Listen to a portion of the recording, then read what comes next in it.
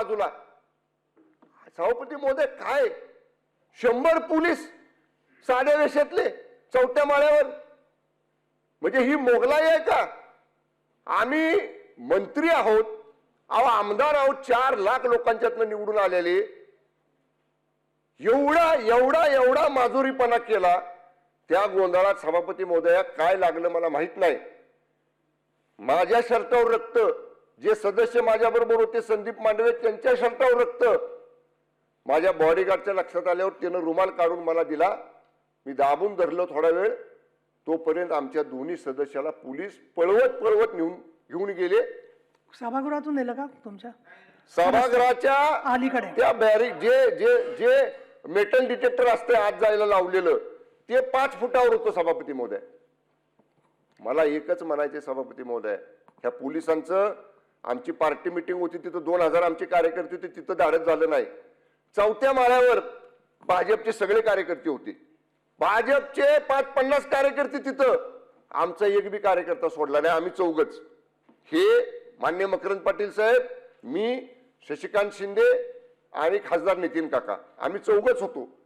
मला आजही रेकॉर्डवर आणायचंय, तुम्ही 100 पोलीस होताना 10 कार्यकर्ते आमचे शिवसेनेचे आणि राष्ट्रवादीचे वर येऊ द्यायला पाहिजे होते. मग कसं तुम्ही घेऊन जाता ते बघितलं असतं आम्ही. ते बरोबर नाही सभापती महोदय. न्याय द्या आम्हाला, न्याय. आम्ही कोणाकडे न्याय मागायचा? इथं आपल्याकडे मागणार आणि खाली मान्य अध्यक्षांकडे मागणार. त्यामुळे माझी विनंती आहे, तो एसपी जो वागलाय ना सभापती महोदय, पूर्ण एखाद्या घरगाड्यासारखा वागलाय. त्यामुळे आपण, माझी विनंती आहे, त्याला तात्काळ निलंबित करा, बडतर्फ करा सेवेतनं. आज त्याची निवृत्त हायकोर्ट जज मार्फत त्याची चौकशी करा. हा अन्याय आम्ही सहन करणार नाही. त्यामुळे माझे हात जोडून आपल्याला विनंती आहे, अशा पद्धतीनं मंत्र्यांवर आरेरावी करणाऱ्या, मंत्र्यांना जखमी करणाऱ्या त्या पोलीस दलाचा प्रमुख तुषार दोशी, एलसीबीचा इन्स्पेक्टर देवकर, एलसीबीचा असिस्टंट इन्स्पेक्टर गर्जे आणि त्यांच्या बरोबरचे 100 पोलीस यांच्यावर तात्काळ कारवाई करून त्याला निलंबित करा, एवढीच हात जोडून सभापती महोदय आपल्याला विनंती आहे. अतिशय गंभीर प्रकार आहे. परंतु नाही, एक मिनिट, मला माझा निर्णय यासाठी सांगायचा आहे आधी, की ही जी घटना घडली त्याची माहिती वृत्तपत्रातून आली, तेवढ्यावरतीच मी थांबले नाहीये. तर आपलंही म्हणणं मी ऐकून घेतलेलं आहे. हेमंत पाटलांनी सांगितलं, तुम्ही स्वतः प्रत्यक्षदर्शीच नव्हे तर तुम्ही स्वतः साक्षीदार आहात.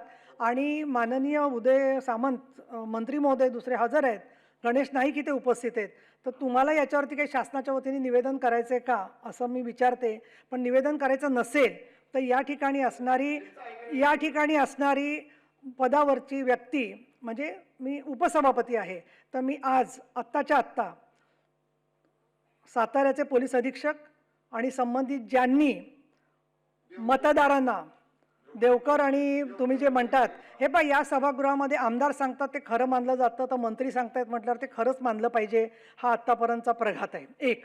दुसरं, एवढी घटना घडल्यावर सरकारकडून कालच चौकशीचे आदेश जायला हवे होते, ते काही कारणाने गेलेले नाही आहेत. आज पहिला दिवस आहे सुट्टीनंतरचा.